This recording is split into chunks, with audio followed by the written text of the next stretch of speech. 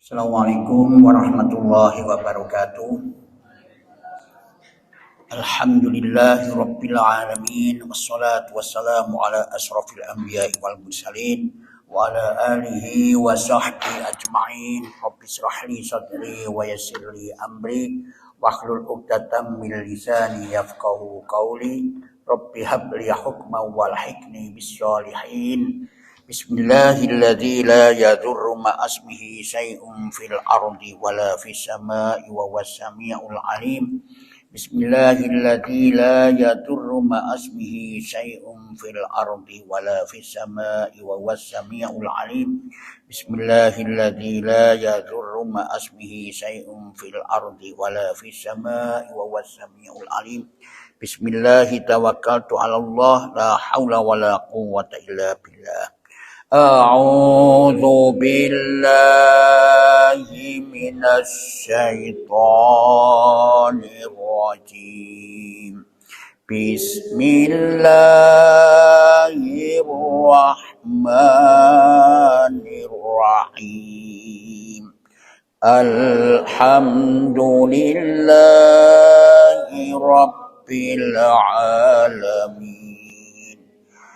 Ar-Rahmanir-Rahim. Maliki yaumiddin. Iyyaka na'budu wa iyyaka nasta'in. Ihdinas siratal mustaqim. Siratal ladzina an'amta 'alaihim ghairil maghdubi 'alaihim waladdallin. Amin. Surat Al-Hasr. A'udzu billahi minasy syaithanir rajim. Bismillahirrahmanirrahim.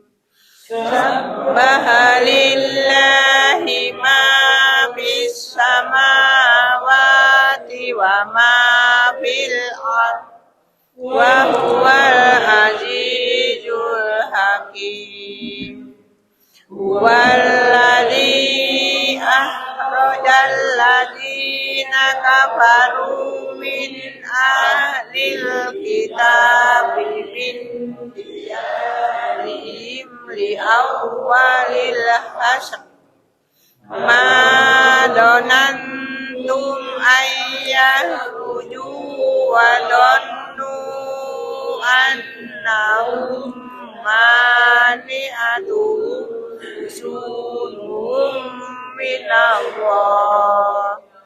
usunuhum minallahi fa'atahumullahu min haitsu lam yahtasibu wa fi qulubihim wa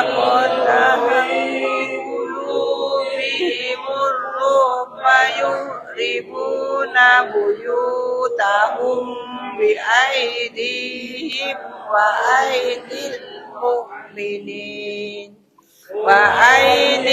mu'minina fa'tabiru ya ulil absar.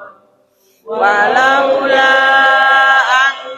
kataballahu alaihimul jalala attabahum fid dunya walahum fil akhirati adzabun nar. Shadaqallahul adzim. A'udzu billahi minasy syaithanir rajim. Bismillahirrahmanirrahim. Surat Hasr.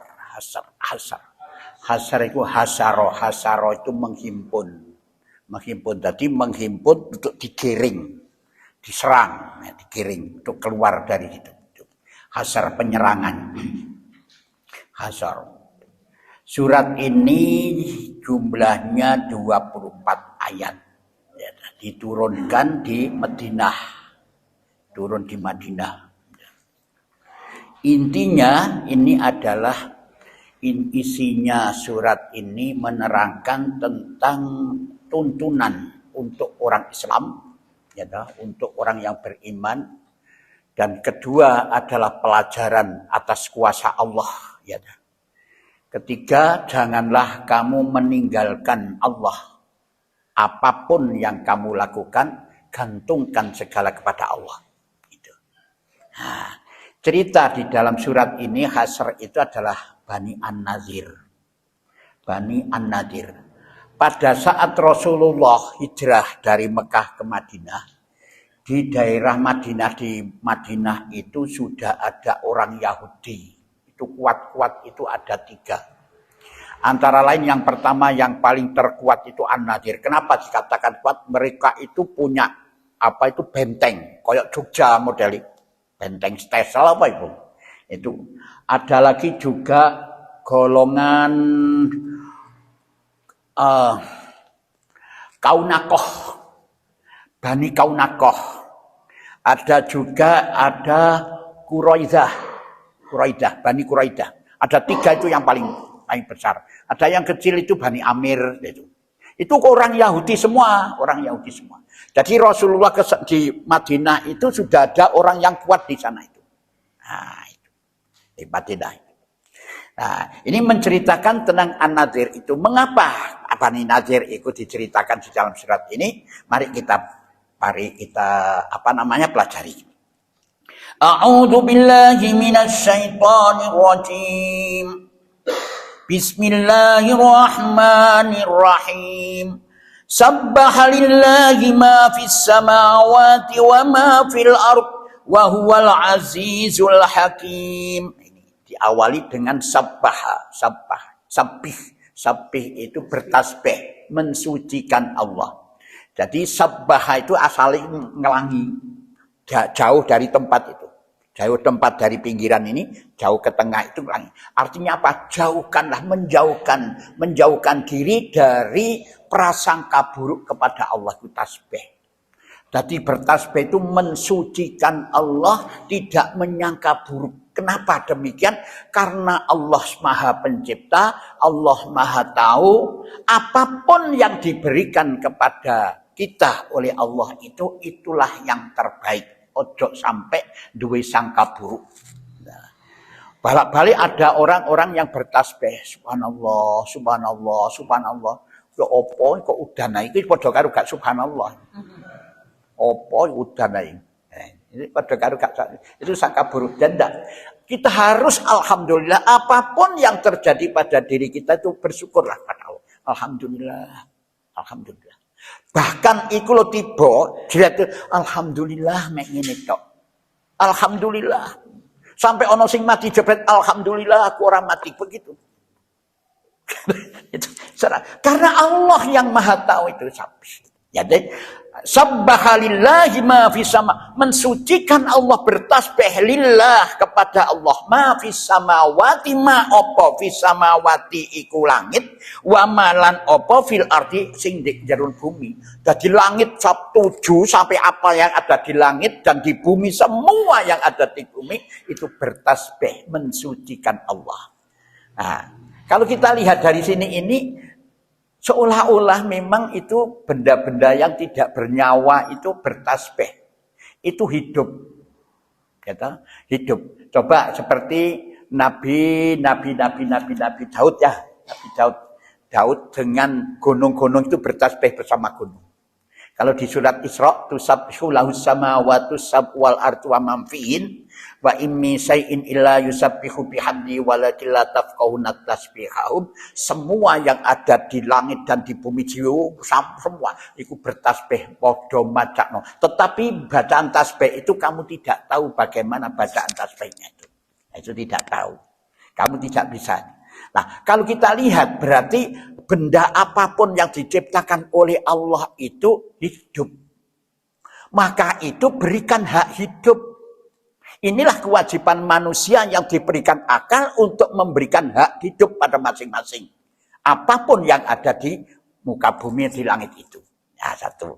Apa itu? Coba kita lihat sekarang. Rasulullah itu semua apa yang dimiliki diberi nama. Bukan kucing aja diberi nama. Ya, Nelly, Yeti. Bukan. Itu pedangnya Rasulullah itu apa itu? Wah, itu ada. Tempat minumnya, sisirnya, semua diberi nama. Mengapa begitu? Diperlakukan oleh Rasulullah, dia hidup. Berikan hak hidup. Ini nih hidup. Kalau kita Rasulullah, ini sama dengan hidup. Bagaimana? Berikan hak hidup. Rusuh serbetono. Gitu loh. Kan begitu tak? Rusuh serbetono. Gak manfaat dandanono. Bunga juga ada hak hidup. Ono sik kutub-kutub dipeti, jangan. Biarkan mereka. Aturlah supaya tumbuh subur, bagus, dan bisa dinikmati, dipandang nikmat itu. Berikan hak hidup. Nah, ini diserahkan oleh Allah kepada manusia. Karena semua ini bertasbih kepada Allah. Benda-benda angkasa itu bertasbih. Nah, itu. Salah satu bukti tasbih itu menurut para ulama dari begini. Bertasbihnya itu dia manut mentaati segala sesuatu apa yang diperintahkan oleh Allah. Terjadilah atau apa namanya hukum alam, hukum sunatullah di dunia ini karena ketaatan tasbihnya apa itu benda-benda yang diperintah oleh Allah itu. Udan itu bertasbih, diaturlah itu.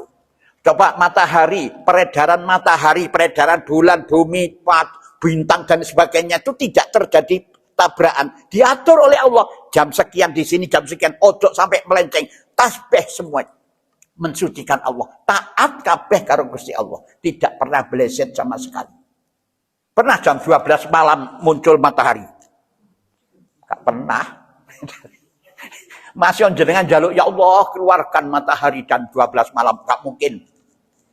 Tidak bisa. Itulah tasbih, semua taat itu. Nah, manusia ini loh kadang-kadang banyak yang tidak mau bertasbih, tidak mau taat kepada Allah, tidak mau taat kepada Allah. Apalagi sing anyaran niku, Islam anyaran itu, waduh wis tambah gitu. Koyoke awake dhewe iku sing paling diterima karo Gusti Allah. Salate ya paling bener awake dhewe iku. Sing liyane salah kabeh. Jadi bae iku besok munggah swarga dhewe. Enggak begitulah Tuhan Allah, enggak begitu. Jadi bertasbih. Semua ma fis samawati wa ma fil ard wa huwal aziz azza ya azzu ya azza ya uzzu azza ya izzu. Jadi Allah itu maha yang dibutuhkan, maha mulia, maha semuanya wis. Allah itu maha pengampun, maha butuh, maha bijaksana. Nah, itu azza ya uzzu ya izzu itu. Azizul wal azizu al hakim. Al hakim itu selalu memberikan terbaik. Hakim itu hikmah, ilmu amaliyah, amal ilmiah. Jadi ilmu amaliyah, amal ilmiah itu ilmu yang bisa membawa diri manusia itu menuju kepada kebaikan, mencapai ridho Allah. Iku ilmu amaliyah, amal ilmiah itu. Iku ilmu di mana iku? Ilmu di dalam hati. Ono ilmu di otak, ada ilmu di hati. Ilmu yang paling berbahaya itu ilmu di otak. Dia tahu tapi diam saja. Ini loh kon dimintai pertanggungjawaban. Jadi hikmah itu adalah suatu ilmu yang diberikan oleh Allah kepada diri manusia itu yang bisa mengendalikan manusia dari jurang keburukan, menghindar. Itulah hikmah. Apa itu? Quran ini sebenarnya. Nah, itu wal hakimul. Jadi sabbahalillahi ma fis sama ini mati ini diawali seperti surat Al-Hadid. Al-Hadid kan diawali dengan sabbaha, mensucikan nama Allah. Ada juga Nabi Muhammad Isra Mi'raj itu. Subhanalladzi maha suci Allah. Subhanalladzi asra bi abdi lailam minal masjidil haram ilal masjidil aqsa. Mesti diawali itu. Kenapa? Karena ada sesuatu hal peristiwa yang sangat hebat. Sebagaimana ini surat Al-Hasr ini ada peristiwa yang di luar jangkauan akal manusia. Apa itu? Nah ini. Nah, pada saat Rasulullah ada di Madinah itu ada kelompok yang paling besar yaitu orang Yahudi, yaitu Bani Nadir, Bani Kainukoh, dan yang ketiga adalah Quraidah, Bani Quraidah. 3 itu. Ada Bani Amir kecil-kecil. Nah, 1. Ini untuk menciptakan kedamaian di dalam negeri Madinah itu, maka Rasulullah membuat satu perjanjian yang namanya Piagam Madinah. Di antara isi Piagam Madinah itu 1, saling menghormati yang berbeda kepercayaan. Silakan kamu lakukan Yahudi, silakan musyrik lakukan musyrik, jangan sampai mengganggu. Ciptakan kerukunan itu di dalam menciptakan menjaga keutuhan bangsa atau negeri Madinah itu. Dan di situ disebutkan apabila ada orang penjajah yang ingin menguasai Madinah ini, maka kita bersepakat kompak untuk mengusir penjajah itu. Hampir sama dengan Indonesia. Indonesia Bhinneka Tunggal Ika, bermacam-macam suku, tetapi tetap bersatu untuk mempertahankan negeri kita Republik Indonesia itu. Jadi penjajah kalau sudah berbicara ada orang yang menjajah di situ, tidak ada tentang masalah agama, tetapi ini kekuatan harus diusir dari negeri itu. Itu hampir sama. 1. Yang kedua, untuk menciptakan kedamaian, karena senengani Madinah pada saat itu adalah peperangan, setiap ada orang yang terbunuh atau dibunuh, maka harus dikenakan diat apa namanya? Tebusan, harus denda. Harus didenda itu. Nah, semua sudah ditandatangani. Nah, cuman 1 ini Bani Nadir itu karena dirinya merasa kuat. Setelah perang Badar itu masih tetap si orang Bani Nadir ini itu selalu hubungan dengan kafir Quraisy Mekah, gitu loh. Merasa kuat dia. Kenapa merasa kuat? Karena punya benteng itu tadi. Dia dengan benteng yang ada yang diciptakan oleh Bani An-Nadir ini yakin bahwa siapapun tidak bisa menyerang kepada Bani Nadir itu. Itu menurut pemikirannya orang Bani Nadir. Orang-orang Islam pun juga begitu, sangat sulit untuk menghancurkan Bani Nadir ini. Makanya karena dia merasa kuat, dinyasa anaknya sendiri. Begitu terjadi perjanjian Piagam Madinah itu sudah ditandatangani, ternyata Bani Nadir itu ingkar janji.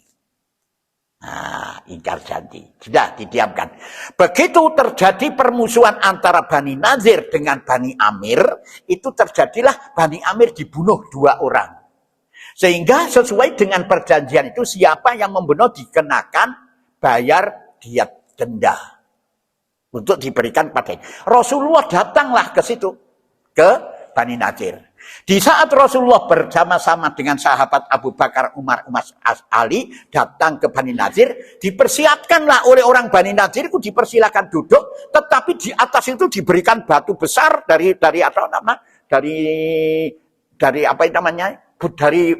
tembok yang tinggi itu. Itu dipasang batu besar untuk dijatuhkan pada Rasulullah.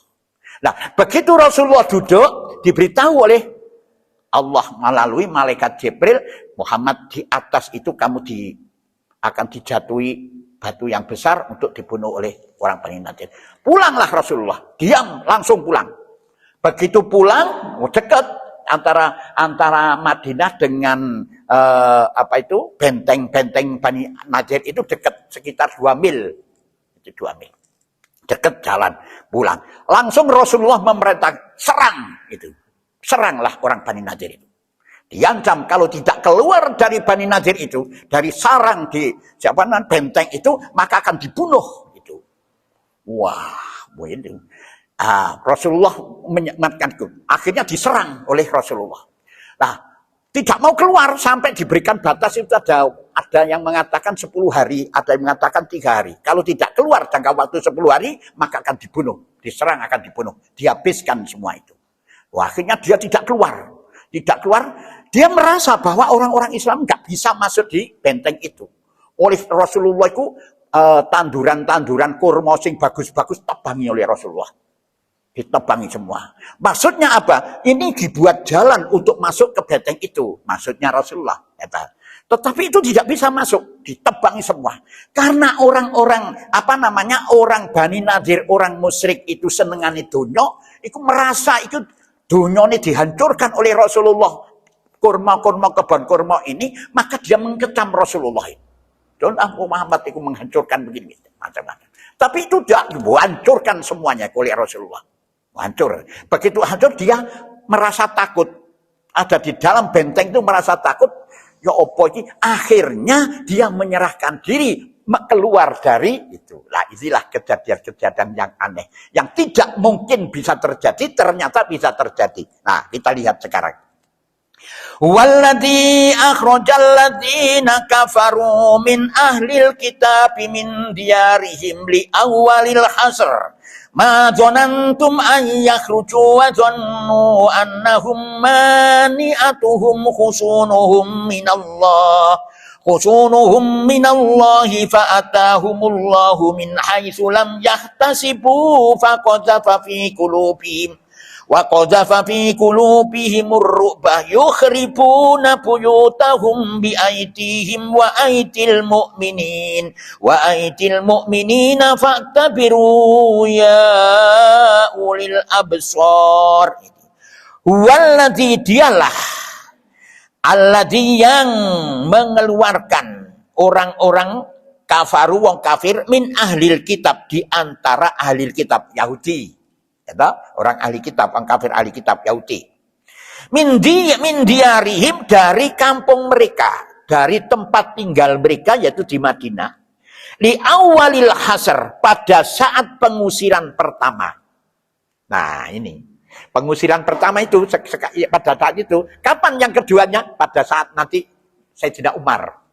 Dan dari pindah ke Habasah diusir lagi. Itu nanti itu ada. Nah, yaitu sewaktu mereka diusir dari negeri Syam itu nanti itu. Baru setelahnya itu madzonantum, kalian tidak mengira, hai orang-orang mukmin, kon gak ngira ayyakhruju wa dhannu annahum ni'atuhum, bahwa mereka akan keluar dan mereka pun yakin. Nah, bahwa kamu tidak mengira bahwa orang Bani Nadir sing ana di jero benteng kate keluar. Dan orang Bani Nadir itu yakin bahwa orang Islam tidak akan mampu menyerang Bani Nadir karena bentengnya itu sangat kuat. Waduh itu. Dan mereka akan keluar dan mereka yakin bahwa dapat mencegah mereka. Jadi bisa mencegah penyerangan orang Islam itu karena kekuatan benteng itu. Khusunuhum, benteng-benteng mereka. Ya toh, minallah, dari Allah, dari azabnya Allah. Bahkan mereka itu gak iso Allah itu mengazab karena kekuatan benteng itu. Hampir sama dengan kapal apa?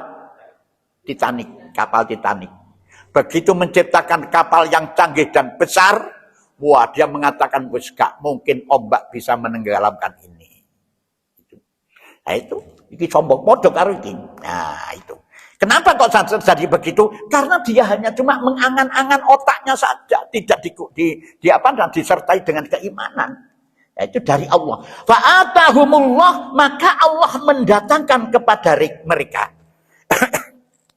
Mendatangkan kepada mereka merupakan hukuman atau azab kepada mereka min haitsu lam yahtasibu, dari arah yang tidak mereka sangka-sangka. Apa itu? Wa qadzafa, dan Allah melemparkan fi qulubihim, di dalam hati mereka ru'bah. Apa? Takut. Wedi, diancam oleh Rasulullah begitu, takut dia, gemetar. Waduh, ya apa, bingung. Akhirnya keluarlah. Kalau tidak keluar dari sarang Bani Nadir itu, keluar dari sarang-sarangnya itu, maka akan dibunuh, akan dibunuh oleh Rasulullah. Akhirnya takut. Nah, dia takut, di dalam hati mereka dilemparkan rasa takut. Nah, yukhribuna, mereka memusnahkan buyutahum, rumah-rumah mereka. Mengapa? Karena dia kate nyingkrih, kate metu tekon di jane sarangnya itu tadi, rumahnya dihancurkan. Oh, enakan wong Islam iki, wong mukmin kok ngenggani omahku, kan begitu toh. Lah Rasulullah menyatakan bahwa kalau tidak keluar dibunuh, boleh keluar hanya cuma bisa apa yang bisa dibawa. Jadi gak oleh nggawa truk. Ya, Karena truk menyang itu. Ya kok lawangi dijogo, anunya dijogo, apa yang bisa dibawa? Silahkan. Jadi kebon-kebon sing soge-soge wis karena dikuasai kabeh oleh Allah, oleh Rasulullah. Akhirnya dia dihancurkan rumah-rumah kok dijani wong-wong itu gak penak jadi ini. Dihancurkan. Nah, bi aidihim wa aidil mu'minina fa'tabiru ya ulil absar. Nah, dengan tangan mereka sendiri dan tangan orang-orang beriman. Nah, setelah itu ditinggal, dihancurkan oleh orang-orang beriman. Maka ambillah hal itu untuk menjadi pelajaran. Hai orang-orang yang mempunyai pandangan. Kejadian ini, apa yang bisa kita ambil pelajaran? Ojo sombong kon li. Dumane kon kuat memandang orang lain rendah. Kan begitu tak? Oh, gak bisa dia mengalahkan aku gagah sehat. Lo belum tentu. Ya tak? Belum tentu. Ojo sombong satu. Yang kedua, kamu jangan merasa lemah menghadapi siapapun. Kamu harus tahu bahwa yang memberikan kemenangan itu bukan karena kamu. Siapa? Allah. Coba lihat sekarang. Terjadi peperangan Badar. Orang Islam hanya 313 melawan 1000 lebih. Itu dikalahkan orang 1000 lebih. Padahal Rasulullah tidak punya apa-apa. Untai gentenan munggah, naik kesel, batenan mana. Pedang tidak punya, panah tidak punya apa-apa. Ya. Perang Ahzab itu tentara sekutu. Berapa puluh ribu tentara sekutu dari Mekah menyerang itu. Tidak bisa dibuatkan kondak di bawah apa namanya? Parit itu. Dia tidak bisa masuk. Dihancurkan oleh angin ribut. Ada pertanyaan, lah mengapa sekarang pada perang Uhud itu kok kalah Pak Afid? Karena orang-orang Islam itu banyak yang jadi munafik. Dikandani karo Rasulullah, ojo mudun, ojo sampai apapun yang terjadi, ojo sampai kon terpengaruh dengan harta kekayaanmu. Ya, harta kekayaan yang ditinggal oleh orang-orang kafir. Ternyata mudun. Tapi itu tidak dikatakan kalah, bahwa itu tujuannya orang-orang kafir membunuh Rasulullah, Rasulullah masih hidup. Dia lari sendiri. Nah, itu. Jadi semua itu. Nah, satu. Yang kedua, memang yang selanjutnya, memang ini peperangan itu tidak diharapkan oleh orang Islam. Kutiba alaihimul qitalu wa huwa kurhul lakum. Wa asa an takrahu syai'an wa huwa kurhul lakum. Wa asa an tuhibbu syai'an wa huwa apa itu ini? Surat apa sih? Surat Baqarah. Surat Baqarah ayat ke berapa ya? 240 berapa itu? Surat Baqarah 216 coba yuk. 216. Surat Baqarah 216. Ya, ayo. Diwajibkan atas kamu berperang, padahal itu tidak menyenangkan bagimu. Tetapi boleh jadi kamu tidak menyenang sesuatu, padahal itu baik bagimu. Dan boleh jadi kamu menyukai sesuatu, padahal itu tidak baik bagimu. Allah mengetahui sedangkan kamu tidak mengetahui. Itu. Jadi gak ono sing seneng, gak ono sing seneng perang, gak sing seneng. Itulah fitrahnya sebenarnya. Tetapi karena manusia dikuasai oleh nafsunya, maka senengannya tukaran. Seneng damai paling enak, gitu, paling enak. Makanya Rasulullah turun ke dunia ini menyampaikan itu, menciptakan kedamaian. Mulanya jadi dikatakan rahmatal lil alamin. Jadi lek ono lanjut Rasulullah, pendakwa Rasul itu menciptakan peperangan itu perlu dipertanyakan itu. Iki golongan dajjal apa ya apa ngono lho. itu kan ono sing gelut senengane ngilokno kolong, ngilokno kene. Iki dajjal iki. Dajjal pakaian putih. Kumpulan kaji. Ya toh. Dajjal ya begitu. Sekarang kan banyak senengane mengungkit-ungkit orang-orang yang sudah baik-baik itu. Dia bisa ceramah hanya cuma dengan mengungkit-ungkit. Oh, iku anak Kiai Cabul. Oh, iku sing senengan sih kono. Dah wis. Rusak lah itulah. Itulah begitu, Pak. Jadi yang selanjutnya yang kita ambil pelajaran, kamu jangan sekali-kali hanya cuma mengandalkan otakmu saja. Apapun bisa terjadi, ya toh. Aduh, aku supaya saya bisa menyelesaikan satu urusan ini, saya harus melakukan A, B, C, D. Belum tentu. Boleh kamu lakukan secara otakmu, tapi jangan kau tinggalkan atas kuasa Allah. Jadi apapun yang kamu lakukan ini selalulah minta, ya Allah, ampunilah kami, ya Allah.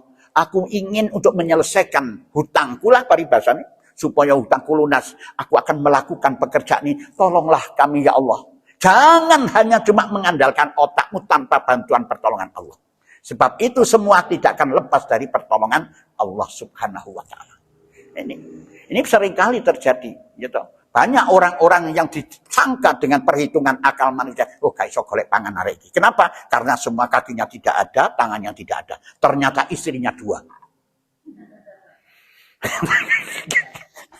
Istrinya 2. Loro iku dimikul. Kayak dikono akeh dhewe. Dia tidak minta, hanya dikalungi karo bojone, omplong.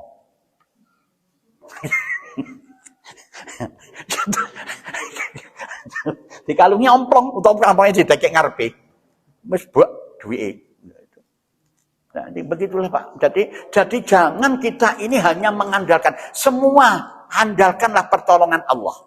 Jadi masih kita bekerja apapun juga itu harus ya Allah, bismillah, tawakkaltu ala Allah, ku serahkan dumateng panjenengan, ya Allah, aku akan melaksanakan tugas sebagai hamba panjenengan untuk mencari rezeki panjenengan. Itu. Jadi jangan hanya cuma mengandalkan otak. Otak saya tidak bisa, Pak. Saya sendiri, Pak, sudah saya belajari, sudah kadang-kadang berbicara di hadapan umum, hilang kabeh. Blank. Bilang, jenengan pasti pernah mengalami kan. Wis tak toto itu loh, hilang kabeh. Ya opo sih aku iki. Mulane aku setiap mau memberikan keteranganku tidak lepas dari doa. Rabbis rahli sadri wa yassirli amri wahlul 'uqdatam min lisani yafqahu qawli. Rabbi habli hukma wa alhiqni bis-sholihin. Kan begitu, itu selalu begitu. Saya takut, saya mau bicara itu masih qul a'udzu birabbin nas, malikin nas, ilahin nas, min syarril waswasil khannas, alladzi yuwaswisu fi sudurin nas, minal jinnati wan nas. Jauhkanlah dari gangguan setan. Terus baru apa itu? Wa qul ja'al haqq wa zaqal batil innal batila kana zahuqa wa nunazzilu minal qur'an ma huwa shifa wa rahmatul lil mu'minin wa la yazidu zalimina illa khasar. Pasti saya akan begitu. Saya takut, Pak, takut nanti bicara itu gebleng. Lho ya opo lah karena kena dirungokno ta. Bahaya itu. Makanya jangan hanya mengandalkan otak saja. Ayo, otak memang harus dilaksanakan sesuai dengan pemikiran, tetapi jangan kau tinggalkan permohonan kepada Allah. Maka Allah akan mengantarkan kamu ya kepada jalan yang lurus. Lanjut tadi ayat. Walaula an kataballahu alaihimul jalaa la adzabahum fid dunya walahum fil akhirati azabun nar. Walaula an kataballahu, dan jikalau tidaklah karena Allah yang telah menetapkan alaihim atas mereka al-jalalu, yaitu pengusiran terhadap mereka itu, la'adzabahum fid dunya, benar-benar Allah mengazab mereka di dunia. Walahum fil akhirati, dan bagi mereka di akhirat azabun nar, azab neraka. Jadi ini karena Allah sudah berjanji, ikut di dalam surat Al-Mujadilah ayat 21. Itu dijelaskan, Mujadilah kemarin itu 21, bahwa Allah berjanji tidak akan bisa, orang manusia siapapun tidak akan bisa mengalahkan Allah dan Rasulnya. Allah dan Rasulnya itu pasti menang. Siapa yang mengikuti tuntunan Allah pasti menang. Itu sudah janjinya. Maka di sinilah bagaimanapun kekuatanmu dan menganggap kamu enteng orang lain ini, ternyata kamu bisa dikalahkan. Itulah Allah. Karena Allah sudah berjanji. Wa malahum, lah orang yang demikian itu merupakan azab di dunia. Lah terus bagaimana azab di akhirat? Kalau masih tetap tidak mau kembali kepada jalan Allah, maka ya harus menerima apa? Azab akhirat neraka. Tetapi dengan peristiwa seperti ini, dia kembali kepada jalan Allah, jalan yang benar, mengikuti Rasulullah, maka diampuni oleh Allah di akhirat itu. Ya toh? Nah, walaupun ini diusir, baru sadar menyerahkan diri kepada Rasulullah, ya sudahlah kita mengikuti. Nah, itu. Tapi ini ono taktiknya munafik ono di sini ini. Mulanya Madinah itu kebanyakan orang munafik. Begitu karena Rasulullah itu baik sekali, dia mengikuti mengikuti tuntunan Rasulullah, maka diterima oleh Rasulullah. Maksud tujuan mereka itu tidak begitu, hanya cuma mengambil keuntungan itu supaya tidak dirampas harta kekayaan mereka. Nah, bulet ono kono wis. Tetapi Allah, Rasulullah ini utusan Allah, diberitahu, hati-hati si Min itu munafik itu, hati-hati. Maksud mendekati kamu itu bukan karena mentaati tuntunan agama, tapi ingin mencari harta kekayaan. Dikandani. Nah, mulai bagaimanapun juga orang sikap perilaku apapun yang dilakukan, walaupun tebel pupurane, tapi kalau hatinya berbeda, maka akan ditunjukkan oleh Allah. Percaya nggak itu? Pasti itu, Pak. Nah, dengan cara Allah memberikan itu, akhirnya dia malu sendiri. Banyak kan orang-orang munafik ulah tebel topeng itu, sehingga waduh rupanya koyok kakar-karuan. Begitu ada penekanan tentang masalah agama, melayu karepe dhewe, Pak. Ya toh?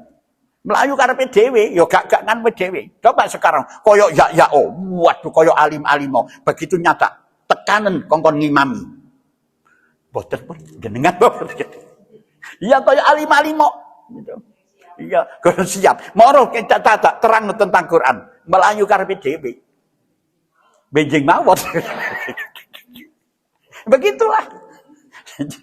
Jadi ojo niru-niru ngono. Coba niku. Orang ini memang percaya, Pak, kepada Allah. Percaya kepada Quran. Tapi kalau sudah Quran berbicara mengenai dirinya untuk diamalkan, bedois. Kilo Quran iki amalno, yuk kita pelajari bersama-sama. Kok wis sibuk aku. Meneai, benjing mawon. Itu. Jadi begitulah.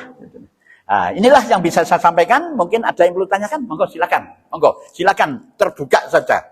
Jadi pompong masih banyak waktu. Ayo, apa?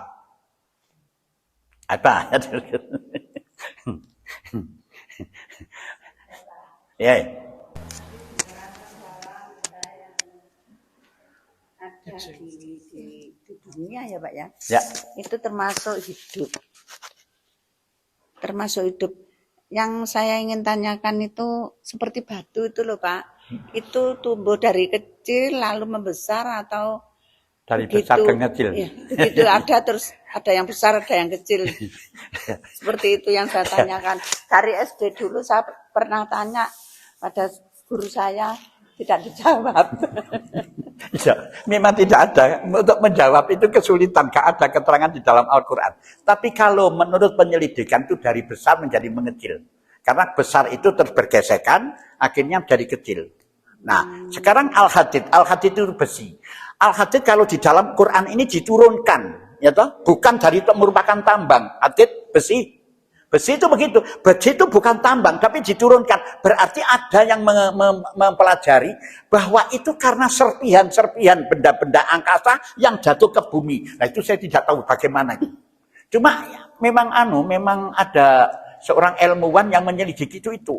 Jadi benda angkasa yang di atas itu serpihan itu jatuh ke bumi, itulah menjadilah besi itu. Lalu berapa banyaknya ya gitu loh. Saya pikir-pikir begitu. Sama saja dengan apa minyak. Sumber minyak kalau menurut ilmuwan itu kan plankton yang sudah tertimbun ratusan tahun tertimbun ini barulah akan mengeluarkan minyak kan gitu ya. Itu menurut ilmu. Ya toh? Oleh karena itu daerah Mekah Saudi Arabia itu paling besar produksi minyaknya itu paling tinggi minyak bumi itu. Karena ada yang menceritakan bahwa jannah pada saat Nabi Adam dan Ibu Hawa dan Iblis sama pada saat itu di dunia itu jannah. Bukan jannah itu Aden, tapi jannah. Jannah itu kebun yang indah. Karena kesalahan pada saat itu Nabi Adam sangka buruk kepada Allah. Jangan kamu makan buah khuldi itu, karena itu dimakan oleh Nabi Adam, maka kebun yang indah dibalik oleh Allah. Jadi kebun yang indah bagus-bagus ini tertanam di dalam tanah, di atasnya gersang. Bulan ini di Mekah itu gersang. Gersang, betul ya? Gersang. Batu-batu. Koyok apa ya? Koyok tanah di jerone tanah itu dibalik. Jadi watu-watu tok. Gersang sekali itu. Nah, disinilah tertimbun begitu lama, maka muncullah minyak. Itu ratusan tahun tertimbun. Cuma saya tidak bisa membayangkan misal Allah itu memang secara logika, tapi ya kita boyok kok. Mulai dari batu itu, kalau saya lihat penelitian saya, batu saya di rumah itu tidak pernah besar. Jadi itu memang hidup, tapi hidup. Podo karo bal itu hidup enggak, Pak? Bal-balan sepak bola. Bal. Hidup apa enggak? Kenapa sekarang tukang bal itu, tukang sepak itu, kalau mau penalti itu masih dicium dulu balik? Nah, hidup apa enggak? Kan di Joko dicium, dipasang sepak gel gunung. Nah itulah kita tidak bisa mulai coba. Waduh ya Allah, nalar kita sudah tidak bisa berpikir. Coba di Quran dijelaskan memang itu hidup. Nah, coba sekarang kalau ini kan mati ya mati jelas ini karena sudah tidak ada kaitannya dengan yang lain. Tapi kalau seperti itu ono pis kucing jangan seberapa pis kucing. Diteblek ini gitu mengkeret ini. Kok dijarno suwe tangi meneh. Diteblek mengkeret maneh. Lho kok iso itu? Malah ini ada penelitian itu kalau tidak salah pernah saya baca itu dari Jepang. Dia tuh bertasbih, makanya pohon-pohonku bertasbih. Kalau ada seseorang yang berbuat mungkar di bawah pohon itu, pohon itu akan bertasbihnya lebih cepat. Jadi subhanallah, saya dapat. Kenapa? Karena melihat kemungkaran itu. Ya coba.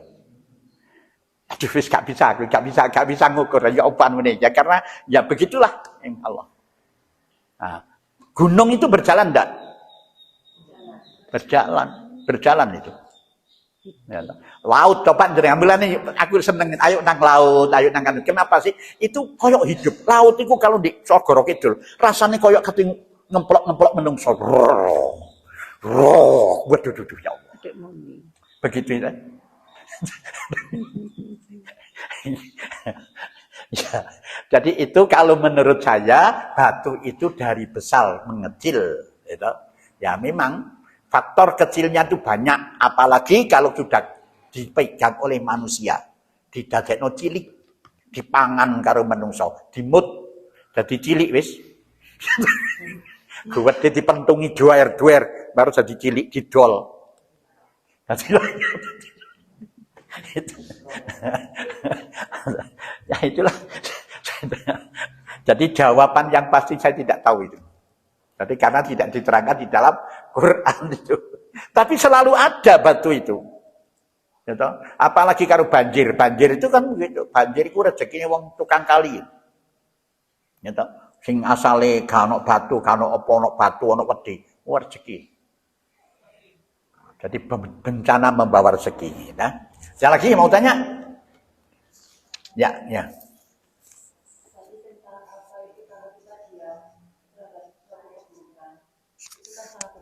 Misalkan seperti ini.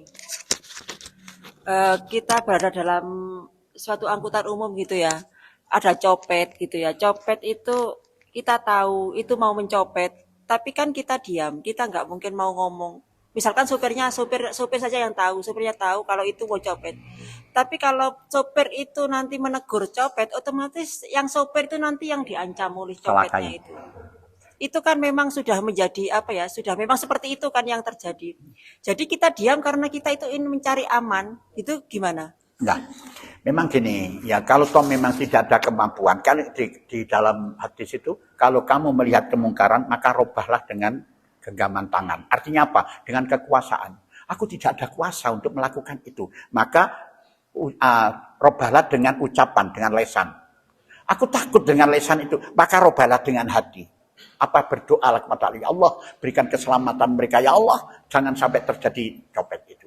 Itulah. Kalau toh memang itu yang dilakukan dengan hati adalah selemah-lemah iman. Nah, dengan hati itu maka kita wujudkan dengan gerakan. Bagaimana cara saya untuk bisa menghalangi copet itu? Itu kan. Kalau kita diam, maka memang kadang-kadang copetnya enggak. Ini pernah terjadi saya dulu pernah. Itu saya sendiri dulu kan di terminal itu di Patimura. Tahu Patimura, Klojen. Dulu Patimura di Patimura. Terminal bis Patimura. Saya dulu masih muda. Ada anak perempuan. Saya kenal dengan perempuan itu, baru pulang dari Arab, dia kerja di Arab. Nah, turun ini ditarik-tarik dengan anak laki-laki. Ayo sini, ditarik. Langsung saya pegang. Iki bojoku. Padahal itu bukan istri saya. Ini bojoku. Dan itu takut. Begitu saya mengatakan demikian dulu takut.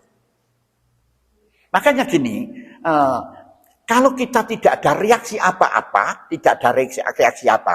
itu maka dia akan berkuasa, dia akan bergerak dengan leluasa. Dan kita dosa di hadapan Allah. Tapi kalau kita mengadakan reaksi, maka belum tentu dia itu berani kepada kita. Pernah terjadi di rumah itu dirampok wong, jadi sampai dilempari batu. Di dalam rumah itu hanya cuma ada 2 orang. Itu semua kenal itu, viral itu dulu. Itu hanya cuma 2 orang, kakak dan beradik. Begitu dia langsung ambil tombak yang satu bawa tombak, yang satu bawa congkoke pramuka itu loh, Tapi aja di kamar gak berani metu karena rampoknya banyak. Dia takbir, Allahu Akbar, Allah melaju Jadi mulanya itu coba biasakan kita mencoba itu. Tidak mungkin. Kalau toh dia berani, kita tidak ada kekuatan, ya mundur. Tapi dicoba begitu, dia itu pasti bergetar, takut dia. Kita tahu begitu. Mas, jangan, Mbak, sini Mbak. Gitu. Itu coba itu dah. Jadi jangan kita diam. Kalau gitulah kelemahan orang Islam itu begitu, karena dia takut mati, takut dibenci karo itu. Sudahlah, tidak. Tapi kita tahu Allah akan menolong kita. Lakukan itu. Makanya seringkali saya tidak takut sama sekali itu kan begitu. Walaupun saya tidak punya kekuatan apa-apa. Tapi dengan gertakan bicara saya itu dia takut. Nah, coba tadi. Ada perempuan, Mbak. Perempuan itu saya tahu sendiri, Mbak, perempuan itu. Ya memang teman saya juga ada video. Itu jalan di Pasar Tumpang, diteblek bokonge karo iku alim, diteblek bokonge arek lanang-lanang iku nakal-nakal iku lho. Iku sing longgo di pinggir jalan neblek bokonge, disepak, Pak. Duet, disepak bar duet, sampai nyingkir melayu. Wedok. Kurang ajar kon. Disepak. Melayu dia. Nah itulah. Mulai ojo merasa diri kita lemah. Kita bersama Allah. Bersama Allah kita ini adalah Allah menolong kita. Kalau Allah bersama orang kafir, mengawasi orang kafir, kurang ajar. Nah itulah. Pasti kita itu menang. Nah dia itu bergetar hatinya, takut. Jadi kemana Pak? Nah ini. Jadi diperkirakan kita tidak mampu menyerang si Bani Nadir itu karena punya benteng yang kuat. Tapi karena serang, dibunuh kalau kamu tidak mau keluar. Kalau tidak pindah dari benteng itu, akan aku bunuh. Diberi waktu 10 hari. Nah, apa yang terjadi? Takut. Tapi kalau kita diam, mereka merajalela. Jadi intinya kemungkaran selalu ada. Tapi kalau kita selalu mendakwahkan kebaikan, maka kemungkaran berturun. Tapi kalau kita diam, maka kemungkaran akan naik. Menguasai umat. Itu loh. Insya Allah kita masih kita lemah loh. Jenengan karo aku loh ya kuatan jenengan tak. Ya, kuatan jenengan. Aku gak kuat babar blas Pak. Kuat Pak. Apa aku jenenge melaku ae lek kecegol titik goling kok. Mulane aku gak gelem nonton konser-konser mana. Di bawah sepeda ini. Goling gak karu-karuan. Tapi kadang-kadang nggak wani. Saya tentang begitu loh Pak. Nyingkir. Malah ngungkap zaman wingenane. Iya, jangan zaman kemarin itu, ngungkap zaman kemarin kan itu banyak orang sing nagih utang nang aku, ya toh. Bungkang bawa gagah-gagah, sepatu ada dicoplok mumplung ngono. Taruh patang mau dipasang lelang, silakan kamu lelang, silakan. Tapi satu syarat, kalau kamu bisa menunjukkan surat perintah dari pimpinan saudara, silakan. Kalau tidak, saya akan mengatakan saudara preman. Melayu. Oh. Padahal aku gak kuat apa-apa. Itu tidak orang 1, 6, 7. Gitu, Pak. Tapi kalau kita diam, berarti kita lemah. Sudah, ini kita lanjutkan. Shadaqallahul azim wa balagha rasulul karim wa nahnu ala dzalika minasyahidin. Alhamdulillahi rabbil alamin. Subhanakallahumma wa bihamdika asyhadu an la ilaha illa anta astaghfiruka wa atubu ilaik. Assalamualaikum warahmatullahi wabarakatuh.